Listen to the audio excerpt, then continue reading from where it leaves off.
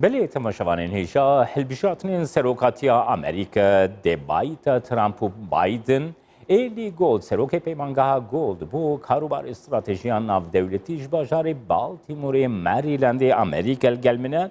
دنباش بریز ایلی گولد پرسامنی یکم گلو اف دبایت چاوا دکاری تاثیری لی اپینیونی لی رایا گشتی یا امریکا دکه نرخاندنات چیه سروی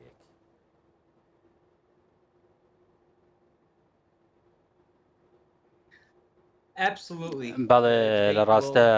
کاریگەری زۆر دەبێت ئەم دەبێتە لەسەر ڕایگەشتی ئێستا خەڵک دەیانەوێت وەڵامیان گوێ لێبێت لەسەر هەموو پرسە گرنگانە و هەستیارەکان کێسا ڕوبەڕووی کۆمەڵگەی ئەمریکی بێتەوە و دەیانەوێت هەڵوێستی هەردوو سەرۆکەکە ببیرێت. نها بابت دی 6 مجار بین گرتنا دستا ناو بین بايدن و ترامپ ده قالوا او جدر بي وان 6 مجاران دكارن لسر مجاري ترجي قصه بكن بريز جولد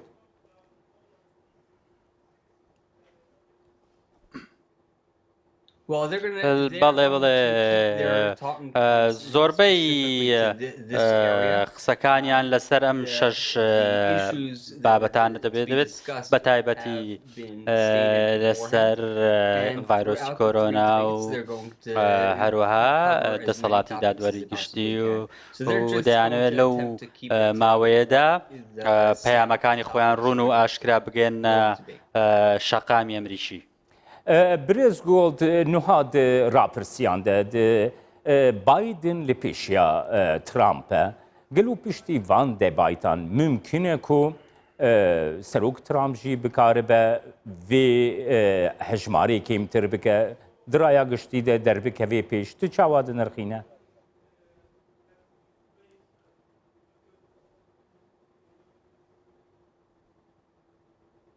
I couldn't hear the question.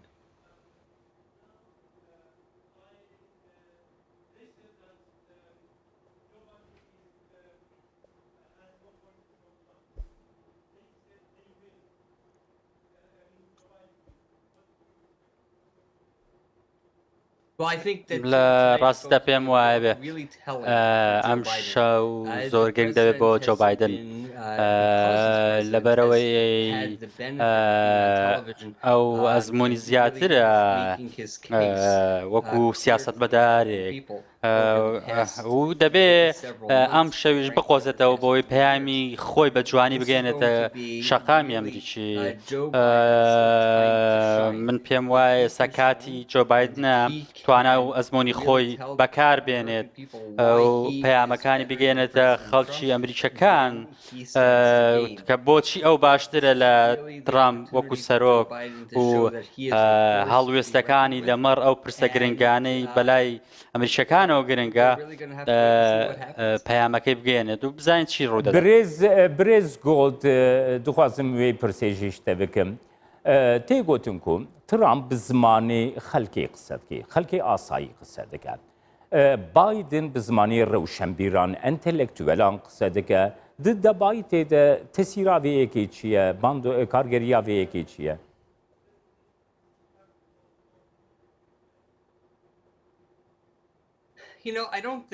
من باوەڕ ناکەم وابێت ئەمریکیەکان ئێستا دەیانەوێت سەرۆکیەکان ئەوێت کە خۆیان تێبگەن لێی ئەو هیچ گومانێک نەکەن لە دەسەڵات و توانای سەرۆکەدا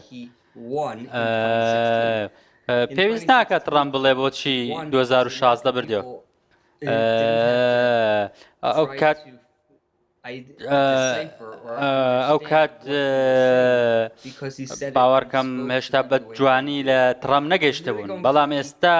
4 ساڵی ڕابردوو ترامپیان بینیوە چی کردو و چی نەکردووە بۆیە پێویست ناکە پەیامی خۆی بڵێت زیاتر جۆ بایدن گرنگە بەڵام جۆ بایدن کە 47 ساڵە لە بازنەی سیاسەتی ئەمریکادا کاری کردووە من پێشم وایە کە ئەم شێوازی قسەکردن کە تۆ دەڵێ کە زیاتر ترامپ بە زمانی شەقام قسە دەکات من پێم وانە ئەوە کێشێکی ئەو تۆ بێ بەڵام دەبێ هەمومان چاوەڕێگەم بزانین چی بکات و ترامپ پێم وایە ترامپیش لە ڕاپرسەکان دەریخستۆ دەبێت کاری زیاتر بکات برێز گۆڵد نوها 6 میلیارد هاتنە دەستنیشانکردن ئابووری کۆڕۆنا ئەولەیی ڕەوشە شدەتێ نیژاد پەرستی 6 میلیارد کیژان کاندید بەهێزترە دوا میلیارە دەلگۆڕا بەهبەریات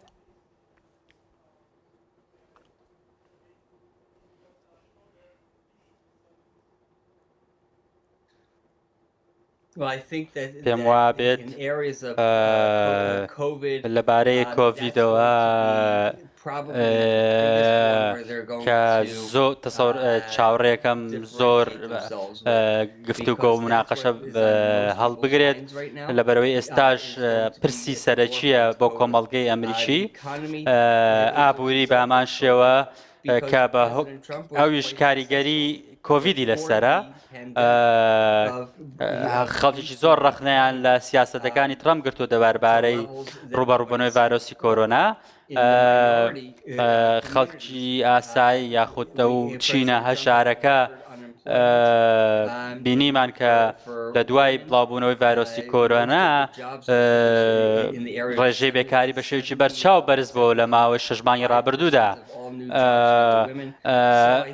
کە بۆیە پێم وایە کە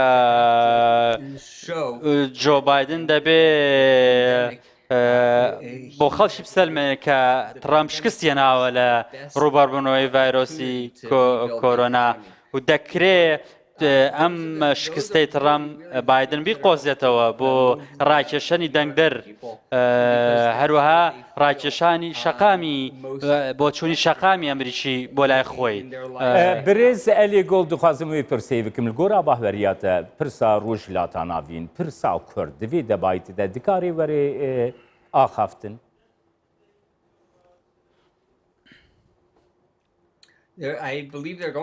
بەڵێ لم بە باڕدام کە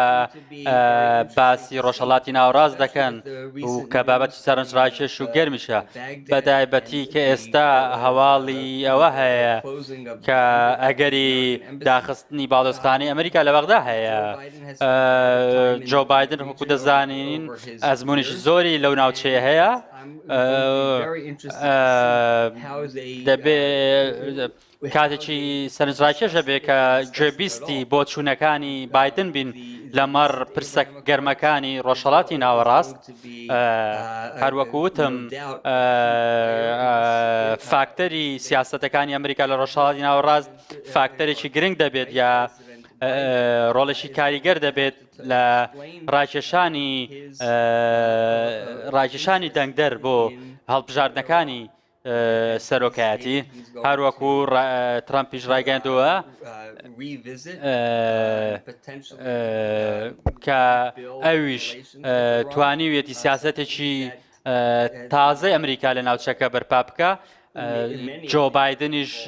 ڕایگەیاندوە کە لەگەڵ بوونی بە سەرۆک زۆربەی سیاسەتەکانی ئەمریکا پێچەوانە دەکاتەوە کە ئەمە زۆر گرنگە بە تایبەتی لە سیاست بەرامبەر ئێراندا کە ڕەنگە سیاسەتێکی پێچەوانەی ترامپ بێ کە ترامپ زیاد تون بوو و زیاتر سیاسەتی سزاگەیاندن بوو بە ئێران بەلێ سپاس ئێلی گۆڵ سەرۆکی پەیمانگا گۆڵد بۆ کاروباری استراتیژیان ناودەوڵەتیش باژاری باڵتیمۆر ئێ مەریلاند لەگەڵ من.